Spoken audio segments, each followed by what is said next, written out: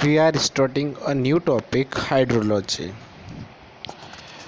First of all, I am discussing the definition of hydrology.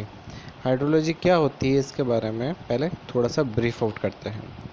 It is the science of water which deals with the occurrence, circulation and distribution of water on the earth's surface and its atmosphere. मतलब जो पानी अगर अपन ने समुंदर से उठाया, पानी धरती पे मतलब बारिश के थ्रू आया और एटमॉस्फेयर में जो पानी के ड्रॉपलेट्स प्रेजेंट है, उन सब की स्टडी को अपन कहते हैं hydrology.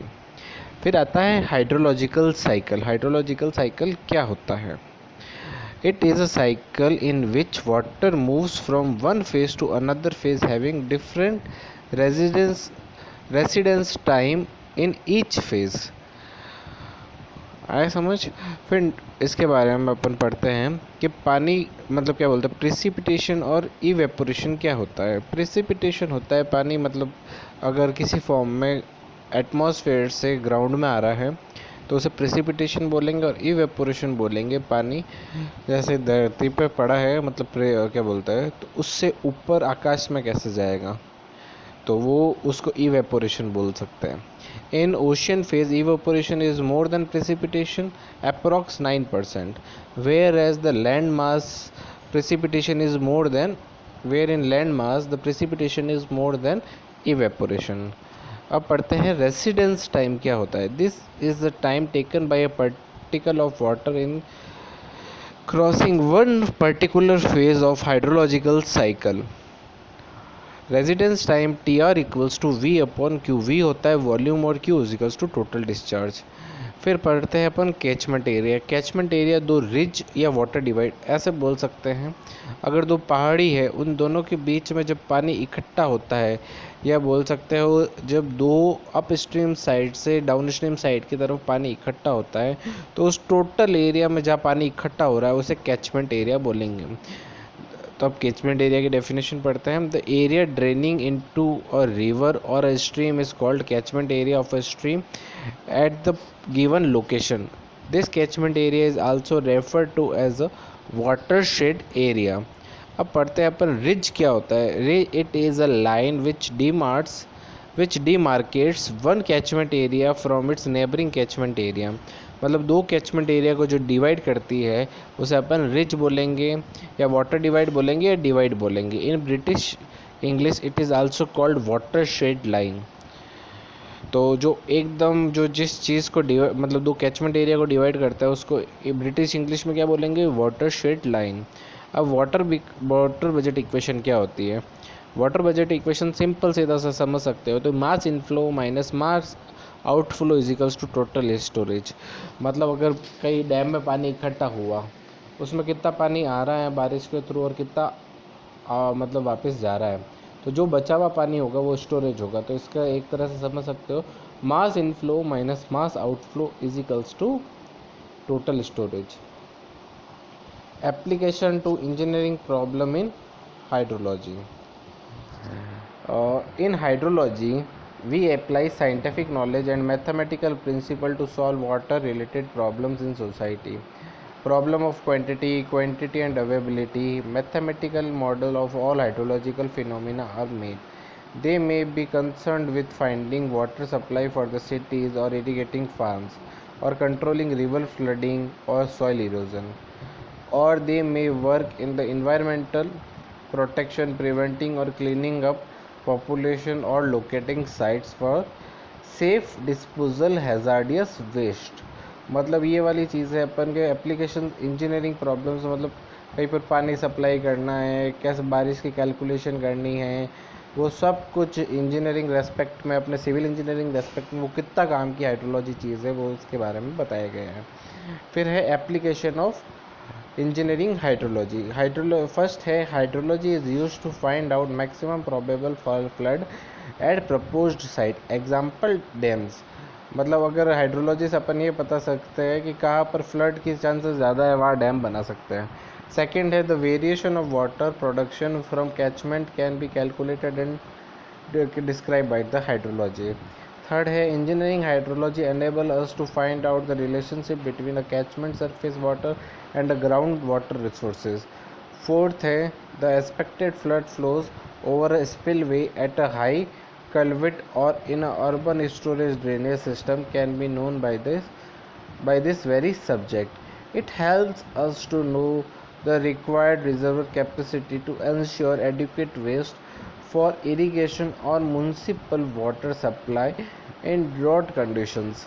It tells us what hydrological hardware and software are needed for real-time flood forecasting. Seventh है used in connection with design and operation of hydrological hydrological structure.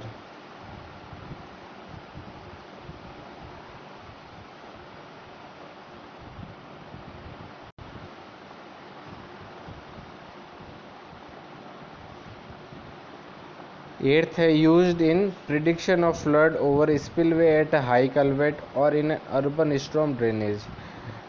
Used to assess the reservoir capacity required to assure adequate water for the irrigation on municipal water supply during drought. 10th है hydrology is an indispensable tool in planning and building hydraulic structures. 11th है hydrology is used for cities water supply design which is based on catchment area, amount of rainfall, dry period, storage capacity, runoff, evaporation and transpiration. 12th है dam construction, reserve capacity, spillway capacity, size of water supply pipelines and effect of forest on water supply schemes and all design on the basis of hydrological equation. फिर है measurement of rainfall. Rainfall measurement के लिए जो device use होती है उससे rain गॉजेस बोलते हैं. इसके बारे में मैं आपको बताता हूँ. Rainfall is expressed in terms of depth to which water would stand on an area if all the rainwater was to be collected on it. Rainfall is measured by an instrument called rain gauge, which is called as phonometer, ombrometer, hydrometer or widometer. A rain gauge essentially consists of a cylindrical vessel assembly which is kept in an open in order to collect rainwater following are the requirement and satisfy for installing a. First है 5 मतलब ये होना चाहिए 5 metre by 5 metre के area, मतलब fencing के अंदर रखा हुआ होना चाहिए, ओपन होना चाहिए एरिया. सेकंड है मतलब उसकी डिस्टेंस है ना किसी बिल्डिंग से या तो उसकी हाइट के 2 गुनी या 30 मीटर तक दूरी होनी चाहिए और वो लेवल्ड ग्राउंड सरफेस पे होना चाहिए. फिर है रेन गॉज. मैंने ये बताया कि रेन गॉज जो पानी के मतलब क्या बोलते हैं बारिश का पानी इकट्ठा करने के लिए करते हैं या बारिश का पानी मेज़र करने के लिए करते हैं.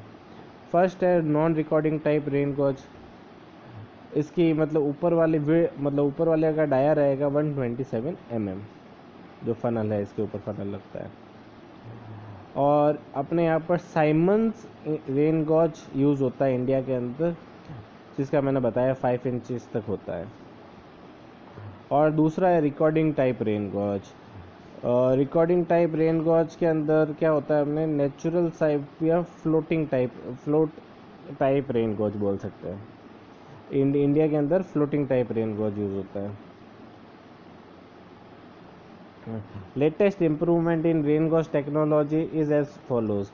फर्स्ट है telemetric rain gauge. Telemetric rain gauge, this is basically a recording type rain gauge which contains electronic units so as to transfer rainfall data to the base station. As such, it can be used for remote and inaccessible location. Radar technology. This is used to find aerial extended location and movement of a rainstorm. Here, rainfall over a large area can be measured with good accuracy. Meteorological radar operates at a wavelength range of 3 to 10 cm for heavy rain, 10 cm of wavelength to be used, whereas for light rain and snow 3 centimeter of wavelength to be used. Peak flow क्या होता है? Peak flow, the right from the beginning of a rain, the surface runoff starts contributing its proper share to the natural drainage. Suppose an outlet of the catchment located at the terminal is considered. In the early stage of the rainstorm, only parts of the catchment of the point under consideration receives rainfall and hence the rate of flow is less. But as the time passes, more and more part of the catchment contributes runoff to the point. After reaching a maximum value, the contributes again decreases in the reverse manner. After the rain stops, the process can be well understood with the help of rain hydrograph of that storm as shown in figure. इसके अंदर अपन ने एक diagram बनाया, rainfall rate of rainfall upon time के बीच में. तो उसके ऊपर जब हाईएस्ट पे होगा तो उसे, जब ग्राफ हाईएस्ट पे होगा जब उसे पीक फ्लो कहेंगे. The maximum rate of discharge during the period of the runoff caused by a storm is called peak flow. The information about peak flow associate volume of the during the various floods that have observed in the past can be compiled by the analysis of the observed in the past can be complied by the analysis of the observed discharge data and runoff hydrogram. A factor affecting peak flow, basin characteristic और storm characteristic. In basin characteristic, size and shape of the basin सही होना चाहिए. दूसरा है geographical location of the basin कैसी होनी चाहिए, हिल और पीक के पीक्स बड़े बड़े होने चाहिए. ओरिएंटेशन ऑफ द बेसिन कैसा होना है, orientation of the basin respect to the is such cover the catchment fully. Third है टोपोग्राफी ऑफ द बेसिन कैसा होना चाहिए, it is the basin steep होना चाहिए तो जैसे उसके अंदर पानी आराम से कलेक्ट हो सके. Geology of the basin, if the basin is such that top crust of a rocky layer peak flow will be less if there are fissures और cracks in the rocky lead then losses rocky bed then losses will be more and the peak flow will be less. Types of vegetal cover, type of vegetal cover कम होना चाहिए. Extend of surface detention ये होना चाहिए. Storm characteristic क्या क्या हो गए, इंटेंसिटी ऑफ रेनफॉल कितनी होगी, कितना टाइम तक पानी आया, distribution pattern of the storm कैसा होगा और स्टॉर्म डायरेक्शन कहाँ पर होगा. इनफिल्ट्रेशन सबसे पहले ये चीज़ समझ लो, इनफिल्ट्रेशन होती क्या है, जब ग्राउंड वाटर्स जब क्या बोलते हैं बारिश का पानी ग्राउंड वाटर टेबल के अंदर जब पेनिट्रेट करके ग्राउंड को पेनिट्रेट करके वहाँ तक पहुँचता है उसे इनफिल्ट्रेशन बोलते हैं. इसके अंदर दो टाइप के लॉसेज होते हैं, एक इंटरसेप्शन लॉस और एक डिप्रेशन लॉस. इंटरसेप्शन अगर कोई बिल्डिंग या किसी वेजिटेशन के कारण अगर पानी कैचमेंट तक नहीं ग्राउंड वाटर टेबल तक नहीं पहुँच रहा है तो उसे बोलेंगे इंटरसेप्शन लॉस. और डिप्रेशन लॉस, किसी गड्ढे या किसी तालाब में पानी इकट्ठा हो गया तो उसे डिप्रेशन लॉस बोलेंगे या डिप्रेशन स्टोरेज बोलेंगे. Infiltration is the movement of water through soil into the ground water table. The maximum rate at which water can be absorbed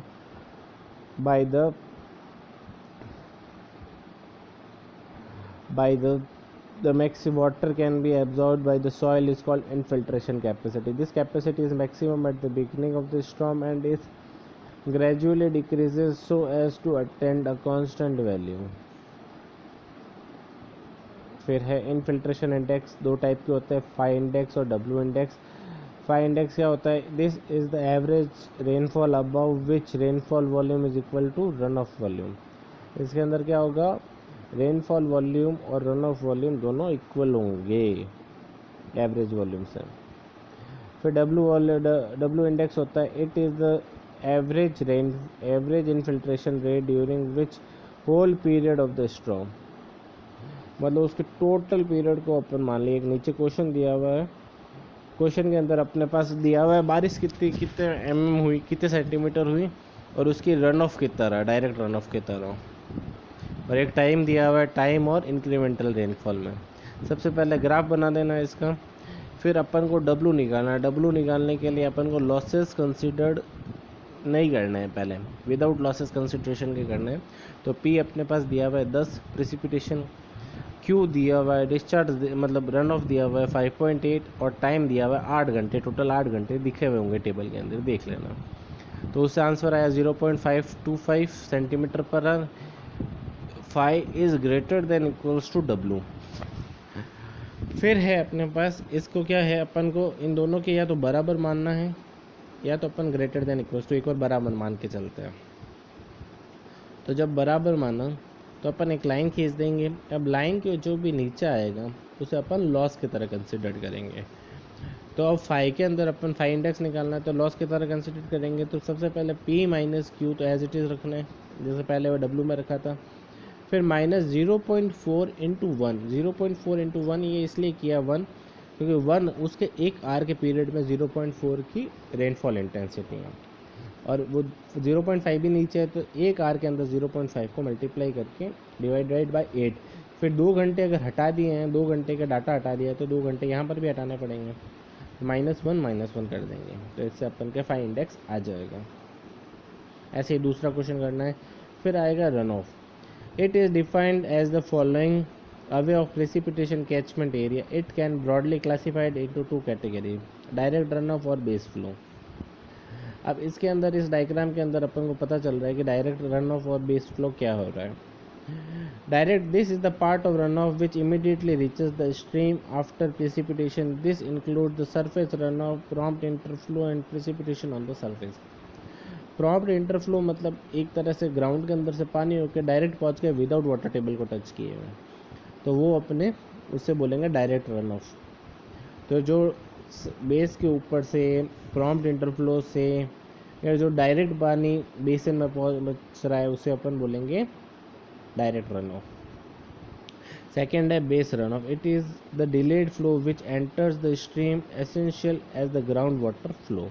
मतलब पहले ग्राउंड वाटर टेबल में पहुंचेगा फिर वो उसके थ्रू अपने पास स्ट्रीम के अंदर पहुंचेगा। तो डायरेक्ट रन ऑफ और बेस फ्लो में रिलेशन है, direct run off is equals to total run off minus base flow. In India water use is taken from 1 June to 31 May. पूरा एक साल अपन कब से चालू करेंगे, 1 जून से चालू करेंगे और 31 मई तक ख़त्म करेंगे। Estimation of yield, estimation of run off and yield, इसके 6 मेथड है: empirical method, run off coefficient method, infiltration method, hydrograph method, rational method और रेनफॉल रन ऑफ कोरिलेशन। इसके अंदर एम्पेरिकल मेथड थोड़ा इंपॉर्टेंट है, इसका फॉर्मूला याद करना है। आर होता है रन ऑफ, ए होता है कांस्टेंट, पी है प्रेसिपिटेशन और बी भी इसका कांस्टेंट है। ऐसे से run off coefficient method, infiltration method, hydrograph method, rational method और रेनफॉल रन ऑफ कोरिलेशन आएंगे। फिर आते हैं अपन यूनिट हाइड्रोग्राफ पे। It is the direct run of unit hydrograph. It is direct runoff hydrograph which results in 1 centimeter of runoff depth. This 1 centimeter may be some other unit value also, for example 1 mm, 1 inch, etc. For a rainfall of a storm unit duration. A DR's example लेते हैं अपन, और DR unit hydrograph indicates a direct runoff hydrograph resulting in a runoff depth of 1 centimeter from a rainfall that last for D hours। मतलब अपने को D hours लिए वहाँ तक अपने 1 सेंटीमीटर की रन, 1 सेंटीमीटर की डेप्थ के साथ अपन ने देखा कि कितना टाइम तक बारिश हुई है। This DR is called as unit duration of this unit hydrograph.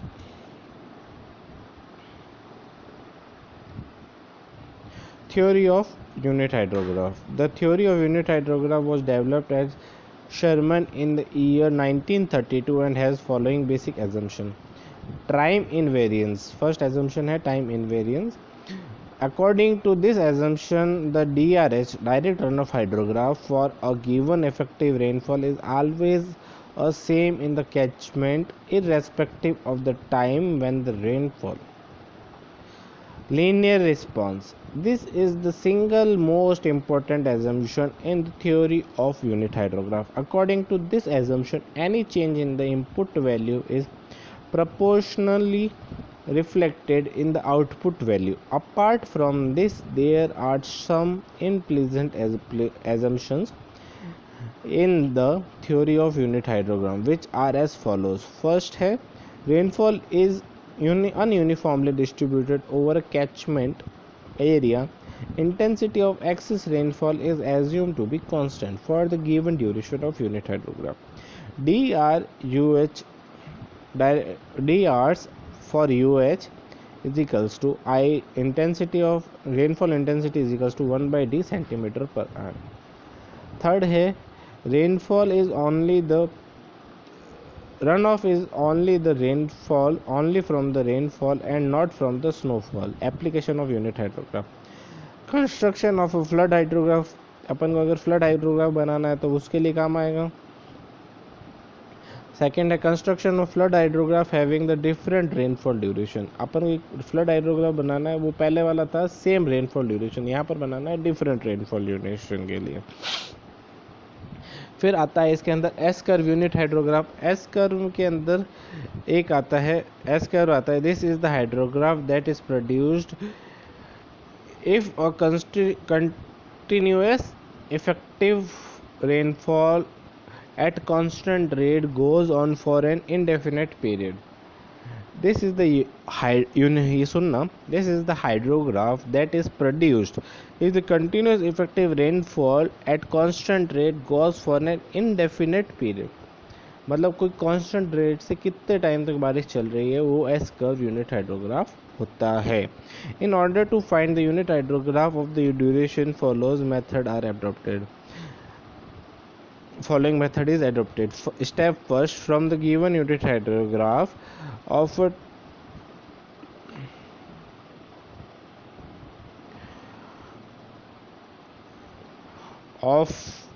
of duration, find out the S curve. Find the offset of the S curve. The offset given is equals to the deviation of the required unit hydrograph, that is T naught. Find delta y, which is equals to the difference between ordinate of S curve and offset S curve. Step 4 है the required unit hydrograph or duration. T naught is given as delta Y T naught by T naught. अब मैं बात सुनो, अपन एक question करते हैं जो 3R unit hydrograph को 6R यूनिट हाइड्रोग्राफ में कन्वर्ट करना है. अपने पास जो स्टार्टिंग की दो टेबल्स है, मतलब टाइम वाली और 3R यूनिट हाइड्रोग्राफ की, ये हमेशा क्वेश्चन के अंदर गिवन होगी. 0, 3, 6, 9, 12, 15, 18, 21, 24, 27 और इसके आगे जो 3R यूनिट हाइड्रोग्राफ इतनी मतलब बारिश हुई है, तो ये अपने पास गिवन है. फिर अपन को देखो टेबल बनाने का सबसे पहला है ये तो एज इट इज़ लिख देना है. फिर लिखना है S curve addition, S curve ordinates, offset S curve, delta Y और 6R यूनिट हाइड्रोग्राफ. उसका फॉर्मूला होता है delta Y into T naught upon capital T naught upon small T naught. सबसे पहले 0 को एज इट इज़ 0 वहाँ पर put कर देना है एस कर्व ऑर्डिनेट में. फिर उसको अपन को शिफ्ट करना है एस कर्व एडिशन में 0 वापस शिफ्ट करना है. फिर वैसे ऐसे वो पूरी टेबल चलाती रहनी है जैसे जैसे चल रही है, जैसे मैंने एरोस के थ्रू शो किया हुआ है. तो ये इस तरह से अपन एस कर्व ऑर्डिनेट अपन निकाल सकते हैं. एस कर्व ऑर्डिनेट्स निकाल लिए. फिर एस कर्व ऑफसेट क्या होगा, एस कर्व मतलब उसको ऑफसेट ऐसे करेंगे अपन, एक खिसका के वापस नीचे लिख देंगे. जैसे एडिशन किया है ना, वैसे क्या वैसे अपन मतलब से 3R पे है तो 6R पे एज इट इज़ जो एडिशन वाला है वो एज इट इज़ नीचे डाल देंगे. तो नीचे रखने के बाद फिर उसका क्या करना है अपन को,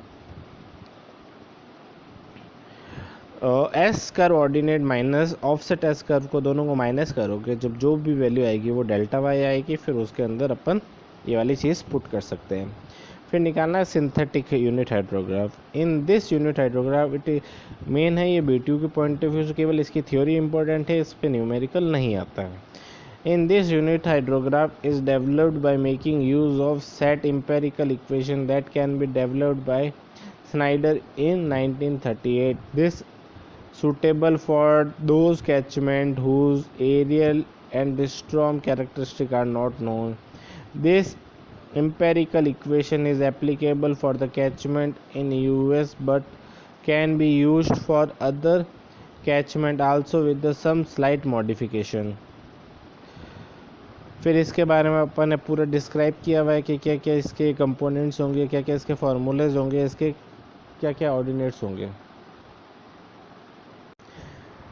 Where TP is equals to lag time, CT is equals to regional constant, L is equals to basin length measured along the water course, LC is equals to distance along main water course from the gauging station to a point which is directly opposite to the enter of the catchment.